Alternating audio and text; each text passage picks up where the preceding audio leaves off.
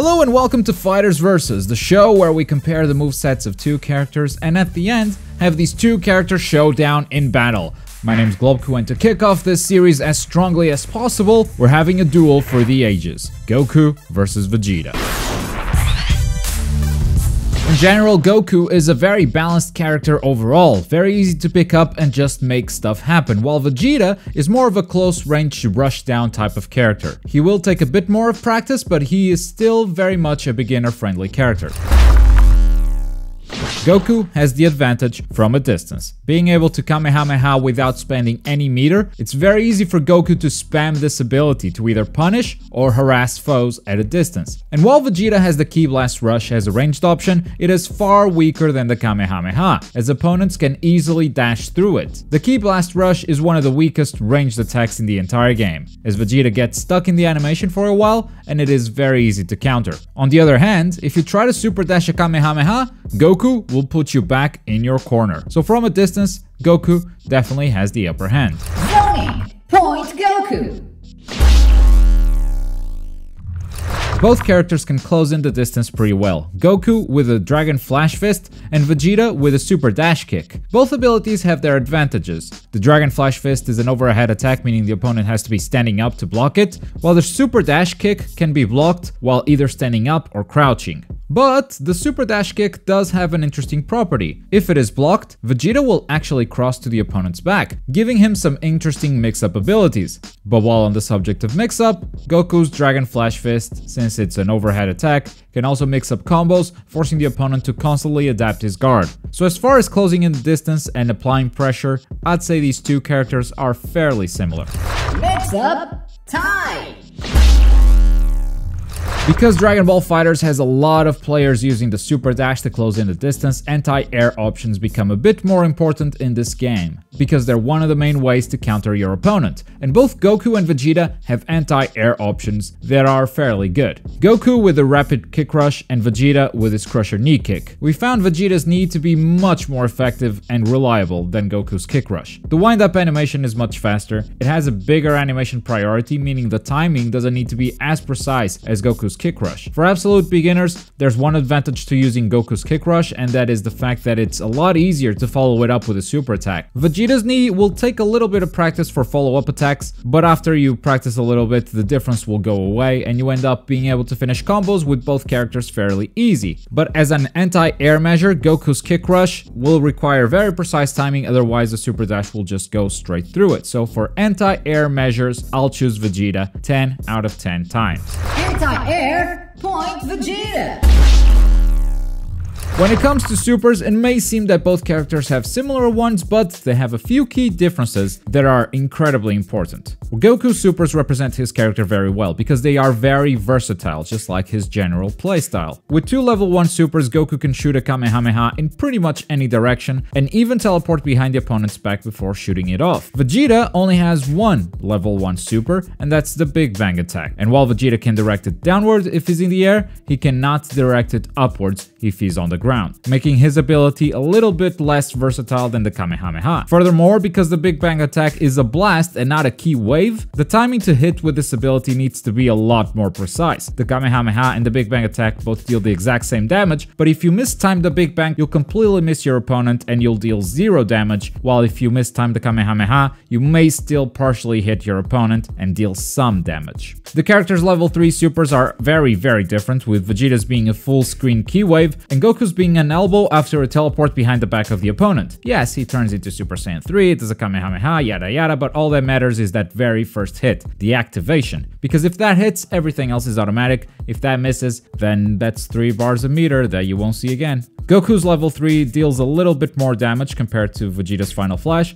thanks to the 2 hits before the Kamehameha, but it is much harder to activate. Yes, the teleport will force the player to block in the opposite direction, but that will only work against beginners. After everyone figures that out, you won't be able to just do that from a neutral position. What's more is this super is useless in the air. While Goku can activate the super in the air, should he desire to do so, he will always teleport to the ground. So, if the opponent is in the air, Goku will never hit with this attack, making it a bit more situational than Vegeta's Final Flash, which will hit an opponent in pretty much any situation. Still, given the versatility of the 3 supers, I think overall Goku's supers are easier to hit with, and they deal the same damage or even more damage than Vegeta's.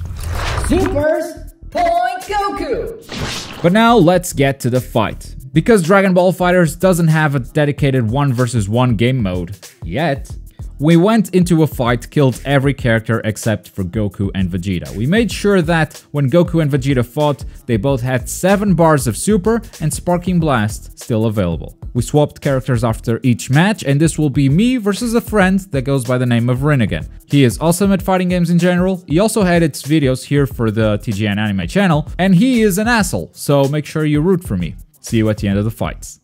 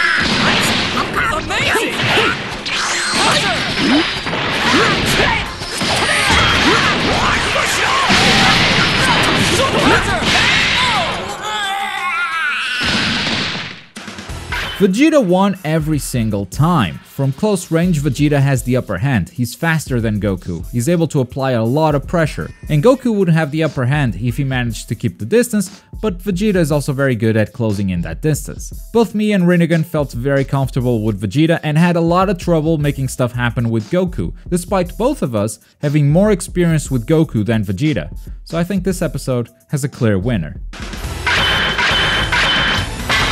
Vegeta wins! Thank you for watching this, folks. This is the first episode of the series, so I'd very much like to know what you thought of it. Do you want to see more? Anything you'd change about the structure or how it's presented? Let me know in the comments down below. I have more duels that I recorded during the closed beta, so I plan on releasing more of these, and your feedback is very welcome. In the meantime, if you've missed our latest character profile, you can check it up there, and if you're in the mood for something else, there's also the video at the bottom. But as always, thank you very much for watching. My name is Goku, and I'll see you next time. Bye!